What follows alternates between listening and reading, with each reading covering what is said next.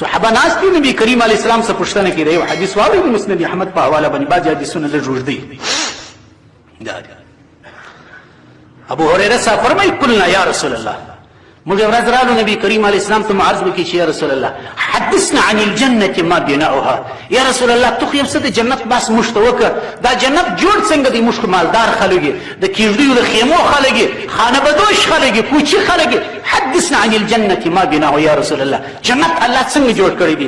قال وی نبی کریم علیه السلام فرمایل جنت غواړئ ورکه لبنه ذهب ولبنه فضه.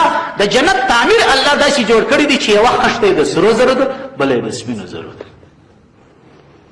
زموږ چې کنګل ولګېږي نیم ساعت ورته ګوري سبحان الله هلته سره زر دي دا ماسخه ایستل دي رنګ یې جوړ کړی دی. لبنه ذهب ولبنه فضه وميلاتها المسك. هغه مشک چې په بازار کې تا د کوچنک شیشه په 300 افغانۍ درکړي د جنت د دیواله پلستر چې دی وميلات المسك هغه به ټوله په مشکو سوي. حدیث مسند احمد نقل کړی دی ابن کثیر رحمه الله راخیستی دی. په مفسرین او حضرات کې ابن کثیر رحمه الله د احادیث په باب کې ډیر سختی کوي. دی هر حدیث نه مړي ډیر تر تعدیل او جرح باسي بیا ورسته یو حدیث وای دا حدیث صحیح دی. چشدي وحسبها اللؤلؤ والياقوت. په جنت کې تاسو به تعمیران دي تیری جمعه دا خبر رااله بعض خلک تعمیران جوړ کړي بیا د شایسته لپاره پسته شګر راوړي په شاواري کې. وحسبه څوارلس نیم سوه کاله بعد نبی کریم علیه السلام د نن د انجینري ترکیبداري پیش کړی دی. هغه وخت کې نو په شګه څه څپېدل خو دشتي ژوندو صحرایي ژوندو او په اصطلاح دریغو ژوندو هلته په شګو خلک څپېدل. نبی کریم علیه السلام فرمایي وحسبه اللؤلؤ والياقوت. په جنتو کې چې الله عز وجل شګې هوارې کړي دي چې انسان لږ څه پښې پر ولاړ شي او خوږ نه شي هغه چیش دی یاقوت و زبرجد و ملغلرې دي. خاوره چې شته خاوره هم غواړي و ترابها الزعفران او خاورې هغه زعفران دي چې نن تا ته په کوچنکه شیشه کې دکاندار د 100-200 افغانو دون درکې سره یک شی کړي هغه سره ختم شي. د جنت ټوله خاوره زعفران ده. من يدخلها ينعم لا ييأس. رسول الله صلی الله علیه وسلم فرمایي څوک چې جنت ته داخل سي ينعم خوشاله به وي لا ييأس خسته حالت نه پرځي ويخلد لا يموت. څوک چې جنت ته داخل سو هغه د همیش دپاره ژوندی مرګ بني لا تبلا ثيابه. زنانې دې خوشحالې سي چې ګر دروازه اخته دي څه کوي کالي مینځو څه کوي کالي مینځو. لا تبلا ثيابه د دوی خو مزې سولې د جنتیانو کالي نه زړېږي.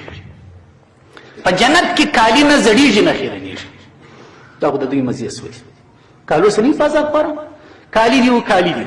لا تبلا ثيابه جامع زړېږي نه ولا يبنى شبابه ځواني ختمېږي نه. دوری د اشکال عمر به جنت وي. بل حدیث شریف کې راځي نبی کریم علیه السلام فرمایل ان فی الجنه لغرفا. فجنت کې الله عز وجل بلخانی جوړې کړې دي یرا ظاهرها من باطنها وباطنها من ظاهرها. دنن حصې د باندې سامان میږي د باندې د دنن سامان میږي. فقام اعرابي ساراشین سړی ولاړ سو یو سارایي ولاړ سو فقال یا رسول الله لمن هي دا د چا لپاره الله پاک پیدا کړي دي دا دونه ښایسته بلخاني. فقال نبی کریم علیه السلام فرمایل لمن طیب الکلام. دا د هغه چا لپاره الله پاک دا بلخاني او جنتونه پیدا کړي دي چې ښه خبرې کوي. څونه ښایسته مفهوم دی څونه عام مفهوم دی ښه خبرې کوي. الله پاک دې موږ ته ښه خبرې نصیب کړي. موږ خو چې کښېنو به چپ رپ لګیایي چې هر څه مو وویل فسق کوو غیبت کوو ښکنځل کوو ګیلهزاري کوو پریشاني راولو مور ازار که پلار ازار که مشر ورور ازار که کلیوال ازار که مسجدوال ازار که دغه وادي ولې دغه چې خلک ازاروي. لمن طیب الکلام دا جنتونه الله هغه چا ته ورکوي چې ښه خبرې کوي. ازار منه دی ازار منه دی. به آزار مظلوم مایل مباش. مظلومان ازار ما اخلي اول میزان ته خطاب دی. واطعم الطعام دا جنتونه هغه چاته الله عز وجل ورکوي چې خلکو ته ډوډۍ ورکوي. د سخاوت ماده پکښې درته وغږېدم اطعام طعام پکښې خلکو ته ډوډۍ ورکوي صدقه ده خیرات دي نغده ده پیسه ده هر څه چې بولې دا د مفهوم عام دی. یاو البته حدیث شریف کې راځي نبی کریم علیه السلام فرمایي ستاسې ډوډۍ دې ښه خلک وخوري. لا یأکل طعامک الا تقی. هغه ځوانان دی واوري چې مصرفونه کوي او پای نتیجه فسق راوځي پر ورکو سره ولاړ شي اخر هغه به نتیجه وي پر فحش بانډار سره ولاړ شي پر غلطو ډرامو سریالو سره ولاړ شي. حدیث شریف کې راځي نبی کریم علیه السلام فرمایي ستاسې د کور ډوډۍ دي نیکان خلک وخوري په دانو خلکو ته ډوډۍ مه ورکوئ د نیکانو خلکو معدې ته که ستا ډوډۍ ولاړه او صحیح نیکانو مژوارونه اهله نه وه هغه به په دغه ډوډۍ عبادت کوي تهجد به کوي نفل به کوي تلاوت به کوي بیا به ته ورسره شریک یې په بدانو خلکو ډوډۍ مه خوره بدان خلک په عبادت کې نه مصرفوي د هغه ستا د ډوډۍ انرژي اخلي نورې اخواته په شهوتو په ګناهو کې استعمالوي دا د هغه چا لپاره دي چې خلکو ته ډوډۍ ورکوي شو خلکو ته ډوډۍ ورکوي دا دعا و ادام الصیام دا بلخانې د جنت الله هغه چا ته ورکوي چې روژې مسلسل نیسي د ایام بیز روژې نیسي په میاشت کې 3 روژې دي د عاشورې روژې نیسي د دوشنبې روژه نیسي د پنجشنبې روژه نیسي حرمینو ته چې ولاړ سي مدینې او مکې مکرمې ته اوس هم حاجیان صاحبان به تللي هره دوشنبه په ټوله حرمینو کې روژه وي هره پنجشنبه په ټوله حرمینو کې روژه وي په مدینه منوره مسجد نبوي مسجد حرام کې هره دوشنبه پنجشنبه باقاعده روژه ماتي داري معتمرین او حاجیان صاحبان هلته تللي دي